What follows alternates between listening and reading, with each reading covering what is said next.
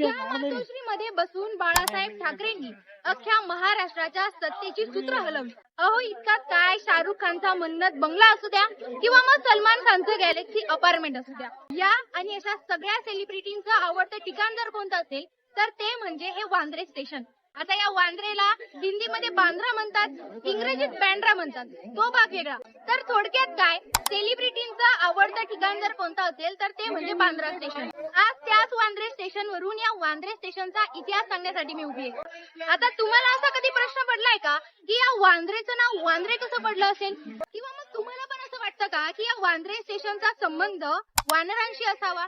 नेमका या वांद्रे स्टेशनचा इतिहास सांगतो तरी काय, सगळं काही डिटेल मध्ये सांगते. आधी वांद्रे या स्टेशनचं नाव वांद्रे कसं पडलं ते जाणून घेऊयात. वांद्रेला बांद्रा म्हटलं जातं. आता बांद्रा हा शब्द फारसी आणि उर्दू भाषेतून आलेला आहे. आता बांद्रा म्हणजे नेमकं काय तर बंदरगाह, थोडक्यात काय तर पोर्ट. मराठी त्याला बंदर म्हणतात आणि तिथूनच त्याचं वांद्रे झालेलं आहे. आता याचा वानरांशी कुठलाही संबंध नाही. तर आता या वांद्रे स्टेशनची खरी स्टोरी सुरू होते मच्छीमारांपासून. हे वांद्रे स्टेशन 12व्या शतकामध्ये मच्छीमारांचं स्थान म्हणून ओळखलं जायचं. तिथे शेतकरी काम करत असायचे. आज वांद्रे हे स्टेशन पश्चिम मुंबईच्या भागात येतं आणि याच वांद्रेमध्ये बांद्रा जो किल्ला आहे तो पोर्तुगीजांनी 1640 मध्ये बांधलाय. बांद्रा किल्ला फार प्रसिद्ध आहे बरं का. या किल्ल्याला कॅस्टला दे अगुआडा असं सुद्धा म्हटलं जातं. या भागात प्रसिद्ध वरळी सीलिंग सुद्धा आहे.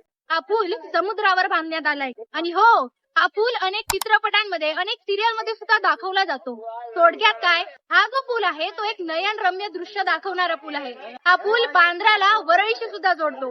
मुंबईतील प्रसिद्ध चर्च माउंट मेरी चर्च सुद्धा याच भागामध्ये आहे. थोडक्यात काय तर वांद्रे जे स्टेशन आहे ते अनेकांचं ड्रीम स्टेशन ठरतं. आता एवढ्या सगळ्या गोष्टींमध्ये नंबर 1 असणार आहे स्टेशन सगळ्यांना आवडणारच ना. आणि त्याचबरोबर अनेक लोक आपली स्वप्न पूर्ण करण्यासाठी वांद्रेला पसंती देतात.